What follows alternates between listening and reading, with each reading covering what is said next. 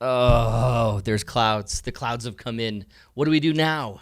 Well, time lapse tonight on Milky Way Wednesday.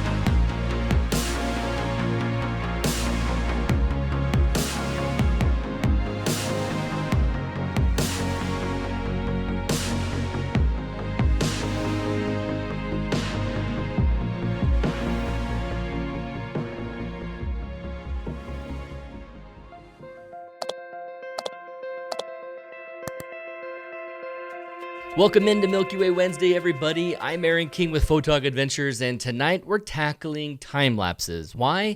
Because you know what? You go out to locations and you work hard to be there, and you kind of see the Milky Way, but the stupid clouds, they literally look like they've appeared out of nowhere. And as you watch in some of these time-lapse examples, you'll see precisely how clouds appear out of nowhere. That's just their nature. They come and go as they please.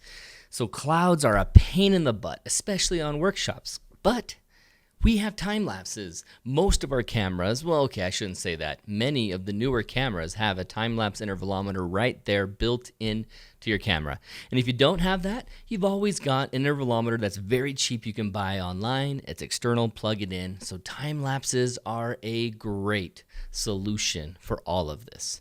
So tonight on Milky Way Wednesday, we're going to cover how to create a time lapse from the beginning of just where you put your camera and how you capture, right down to editing it and bringing out that movie. And my absolute favorite way of bringing the movie together is Adobe Premiere, but most of you do not have Adobe Premiere. But I can guarantee that if you have the Adobe Creative Cloud for at least Lightroom, you're going to have with it Photoshop, and Photoshop is an easy way to do a time lapse, and I'm going to show you tonight how exactly to use Photoshop to create your next time lapse. Easy mode time lapse. Well, what does that involve? One thing it involves is no movement. All right, time lapses are freaking awesome when you have a slider that's taking your camera and pulling it from one side to the other, or it's tilting and twitching and turning with a syrup genie. There's a lot of cool ways to make a time lapse look awesome, but if you have an easy mode, you have a tripod, you want to put it in, boom, start a time lapse. Easy mode is no movement, don't worry about it. 2, don't worry about how many. Unlimited. People try to figure out, based on the amount of frames that I've got, if I do 24 frames per second or 30 frames per second, perhaps, maybe if I go for 700 frames, that'll be enough. No, don't worry about that. Don't do the math about how much time this will be. Are you there? Are you doing anything else? Are you ready for a time lapse? Those are the 3 questions you need to ask. Okay, I'm here, I'm ready, I'm not doing anything else. Let's do a time lapse. So set it for unlimited.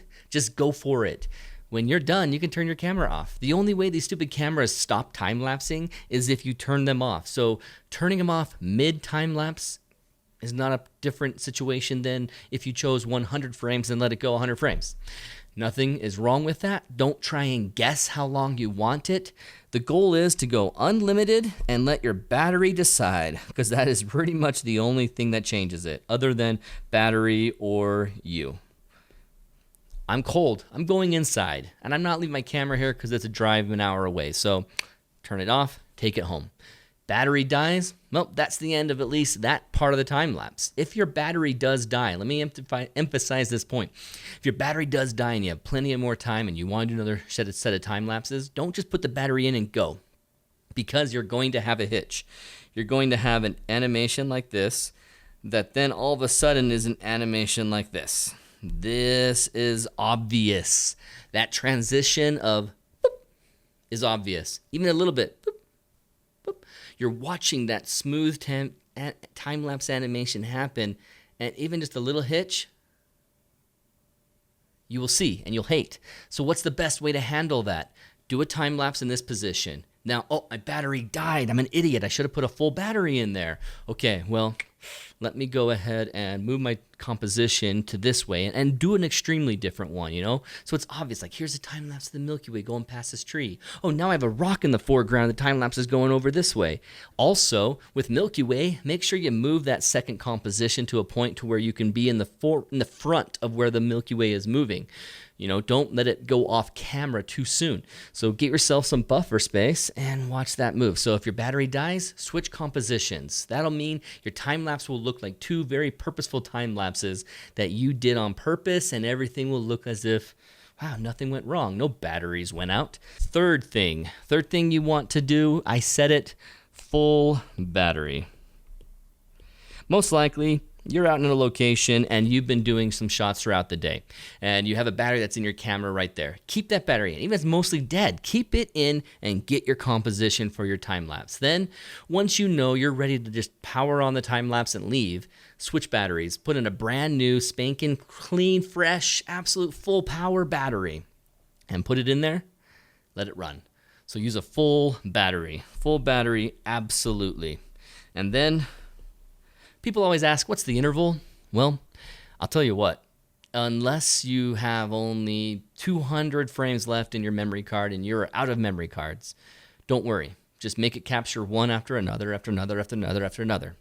Just keep going.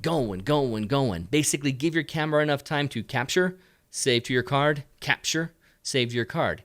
Don't forget, I want to say just constant, spelled with an O. Constant. Don't forget that you're doing time lapses for Milky Way, and it's either going to be 8 seconds, 10, 13, some of you might even like 20. And if you're doing that long of an exposure, you don't want to wait another 17 seconds because you really want time to pass. No, time's already passed. You're going to have plenty of movement. All these time lapses I showed you were set on constant, just constant. If you're wanting to do a long over the entire night capture and you have enough battery power to do it, yeah, then start doing 15-minute intervals so that you can get through the entire night. But if your camera is going to run the battery, I would just run it nonstop. And if you have plenty of space for those images to be captured, constant. So I usually do 3 seconds. 3 seconds is plenty for the camera to turn off and then turn back on again. And also, let's do a bonus. Make sure you turn off review, your image review. You can't tell it's an E, but that's an E. Image review. Because it's going to try and pop it up, and if it starts a little bit, it'll turn off immediately, and you're just wasting more light and power on your camera battery. So, no movement. Do it in post. Unlimited. Don't worry about how many frames you're going to capture. Just go unlimited. Have a full battery right at the moment you put in your first one. So if you capture, you set up your composition, boom, full battery, now capture your first time-lapse shot. All right, course of the week. Now we're going into Photoshop. I'm going to show you how to string together a bunch of images that you've already processed. So we're not tackling how you post-process your images and then send them out. All of that can be handled with this video. Let's see, I'll put up a picture of the thumbnail right here. You can find a link down below. It's a video I did already talking about how I prepare my time lapses using Adobe Premiere. So you can see that video, learn what I do, how I edit in Lightroom, and send it out for time lapses. Okay, go for it that way. So scrolling down here, I find my first frame of the sequence. You can see Secret Beach Fog, and I'm going to choose number 1. Don't accidentally choose the one down here that's 2. Make sure you grab 1, the first number of the sequence, and then I have to tell it that this is an image sequence. On a Mac, you have to hit the options button down here. On a PC, you'll probably already see this square that says image sequence, and you can checkbox that square. So if you see that on your frame, you know, okay, I'm telling this Photoshop that this is an image that belongs to a sequence of images. It's going to see the name and the number and go, okay, well, what are the other consecutive numbers that are in this folder? And it will go all the way to the end. If you're missing a number, it'll stop right there at that number. If it continues on, you know, in a nice consecutive sequence, then it will continue grabbing every single frame. So I said image sequence, I grabbed that JPEG, number 1, and clicking open. And now it's opening it up, and oh, there's a pop-up. It wants to know frame rate, and so what do you choose? I always choose 24 frames per second. Why? Because I want to have 6 frames used for the next second, and I can have the longest time lapse possible, and it comes out really good still. If I chose 60 frames per second, then I'm gonna have, you know, half to 1/3 the amount of time in the final animation. Let me emphasize this. Your frames per second, 24 of your images per second of animation, 24 or 30 images per frames per second, or 60 images per second. So say I had 30 and I had 2 seconds of footage in the end because I have 60 images. If I say 60 frames per second and I say, oh, I'll do that, 60 frames per second would be great. I have 1 second of animation instead of 2. And in my case, doing 24, it gives me 3. So I like to go 24 frames per second. And now that I've said that, it pops it up and wait, this is just a layer 1. This is a static image. What gives? Up here, most likely you don't have timeline turned on. Just go to your window and go down to timeline, hit that, and you'll see, oh, it's a time lapse. You'll most likely see it like this, and you can grab these mountain figures down here and change that size. I want to see all 13 seconds like this. I'm going to hit spacebar for play, and it's going to start also rendering my frames preview. So it's showing my time lapse, and down below you can see the work that's going on her camera. Every single frame that she's capturing is showing a little light change, and I'm capturing that light change every frame. So that's why it's flickering like a strobe. So you can see here's my time lapse of turning on my camera and going, and then joining the group down below. So you can see I started it, and do you see me walking in any of these frames? Let's make this mountain huge so I can jump from frame to frame. Nah, looks like I'm a ghost right here, and then I've arrived down here. You can already see my red and really see it right there. So yeah, it didn't show me as I walked down because it's just, I think, 8 seconds long of a shot. So 8 seconds I was able to walk through that whole image. But here's our shot, Secret Beach. We've got the light pollution of Brookings right there, and Milky Way's looking awesome. Like I'm gonna have a time lapse of the Milky Way going right off the frame. But unfortunately, fog created out of thin air and then formed right on top of us and covered everything.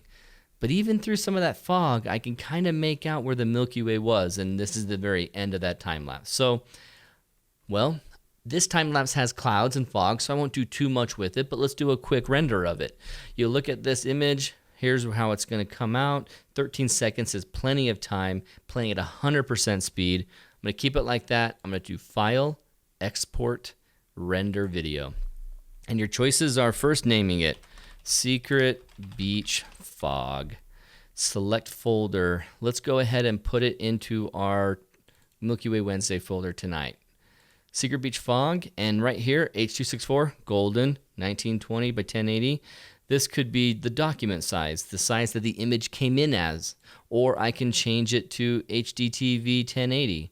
Well, if I did 1080 wide and 1920 tall, it's going to give me black on all my edges. And you know what? My phone has this nice long look.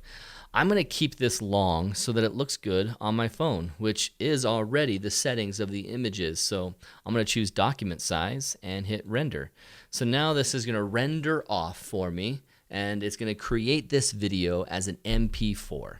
And that will show up in my folder here in a second. There it is, Secret Beach Fog. Okay, there's my time-lapse, MP4, satellites, planes, zoom, zoom, zoom, zoom, zoom, and stars are gone.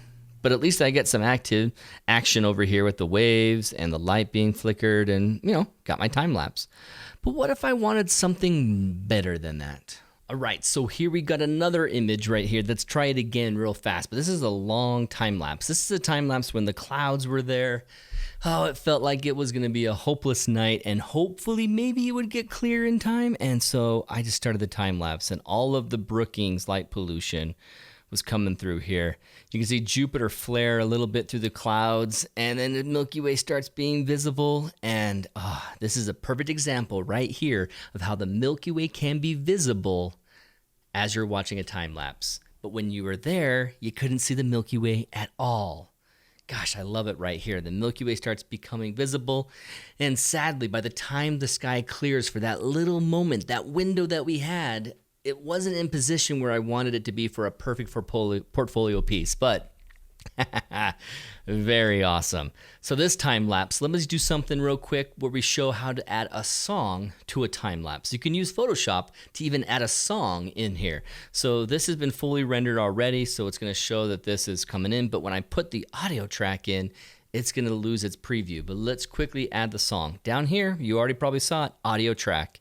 Click on that, add audio, and I'm going to choose a song that I've already downloaded that you've already heard tonight on Milky Way Wednesday. It's the Spheres song that came in from our Epidemic Sound account.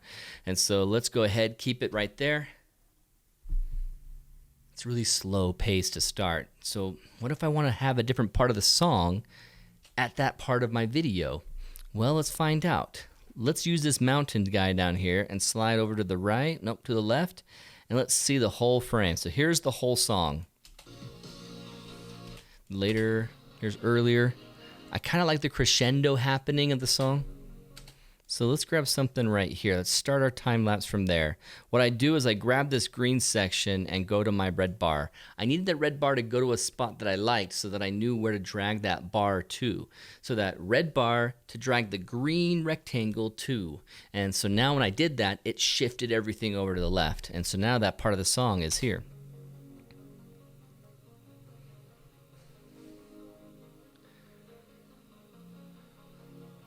That's looking pretty good. That's sounding pretty good too. Oh yeah, perfect, because the clouds are starting to clear. Bum bum bum bum bum bum bum bum. Okay, I kind of want to end my song there. And so what I'm going to do is I keep my red bar here. I'm going to drag my clip over to that. Oh, no. I'm going to drag this end of the clip over to the red bar. The end of the song is now defined as that point. Now I need to make sure that this lines up. So I'm going to grab just the green one and slide it over to the end so they're synced up at that point. And looks like I just have some more in the beginning to drag over. So okay, now I have a song available for the whole animation. As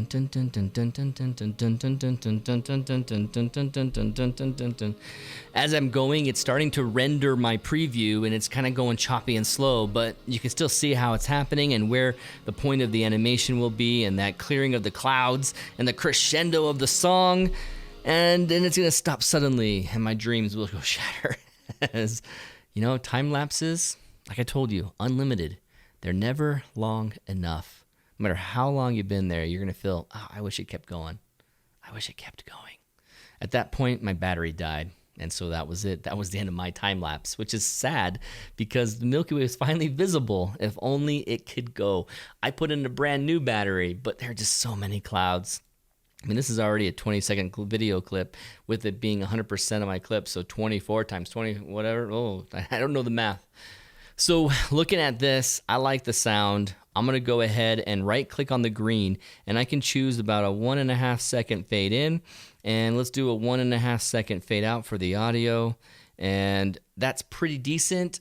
I'm gonna have the time lapse go from the beginning to end. I'm not gonna fade in black or anything in this case. Just want it to be easy, and let's render it. So that's gonna render in the background, and while that does that, let's have a moment of envy. This week's moment of envy, as all moment of envies, come from MilkyWayPhotographers.com, and this is Ty Man 10, as he calls himself on the site, but he is Ty Hardison. You can find him here, Ty Hardison, spelt like that, over on Instagram. Follow him. Last week we had 48 followers. Let's get to 50 again with another guy. Follow his Instagram, see his work. Really fantastic shot, Ty. Love this image. One of the great ways to take your image up a notch with composition is to break the plane. If you have something that's breaking the plane, then it already has 10 times more interest. So let me show you what I mean. Here's the bottom third and here's the top third. Let's do that better. Go all the way across. So as you break your image up in those thirds, you have this bottom third, second third, top third. And if you transition from one plane to the next, saying you're here and going through it, this is breaking the plane right here. Boop, boop, boop, boop, boop. That's breaking the plane. And so what is interesting about his shot? What breaks the plane? His really neat foreground. You've got this organic shape coming up here, creating this, duck-billing right off of that, and then coming back down into the bottom third. That shape breaks the plane. Now, if I had drawn this third, a little bit more down, just because it's not perfectly on the third, you would see that there's even more of a gap here than there is right now. But that shape, that organic, cool shape that goes up above the plane and then comes back down, is so much more interesting than having everything be parallel with the planes. That's boring. And so bringing in this feature was obvious to Ty, obvious to all of us that this is interesting. But the distance that he is from the bill to him makes all the difference. He could have cropped this bottom part and then had all of this be in the lower part of the frame. If you took this section and brought it down, now all of this shifts and you crop it to this point, it's like the bottom third is entirely just this shape. It doesn't break the plane. And so when you're lining up in front of a subject that you find interesting, go and get to a certain distance from it where you're breaking the plane in your composition. You already have the really interesting Milky Way coming across here. And that looks great as it breaks from the plane down at the bottom and goes up to the above. It carries from bottom plane or bottom third to middle third to top third. That's interesting. And he complements it with this shape down here. And if I get rid of all of this stuff that I've drawn, you can see my favorite part right here. That caught my eye, Ty. That really did. You can see how the constellation of Sagittarius is right here.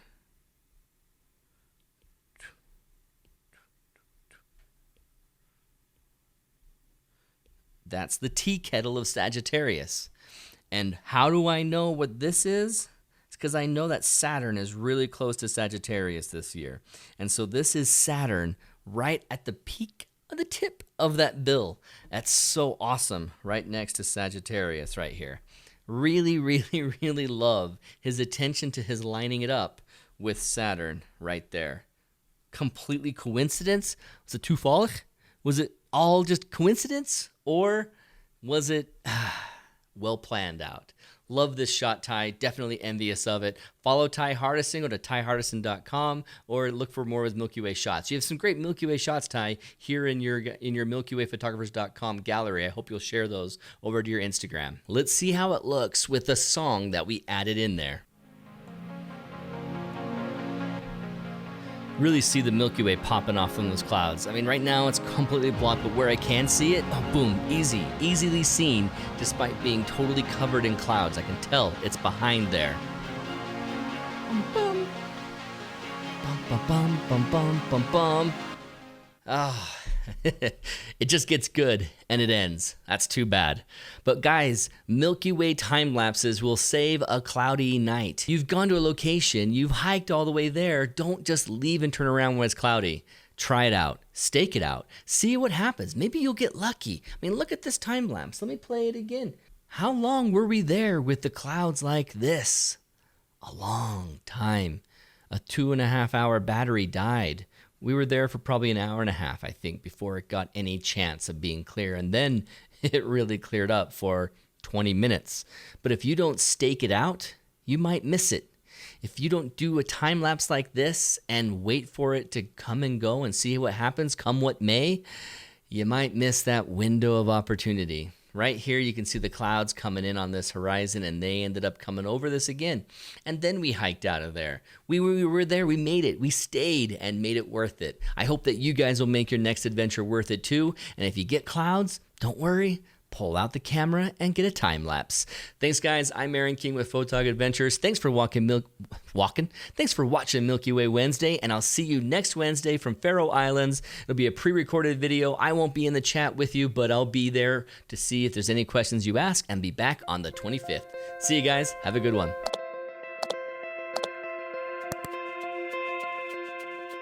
Cloud cover here is pretty solid. So hopefully the 2.5-hour drive is gonna be worth it. We made it here.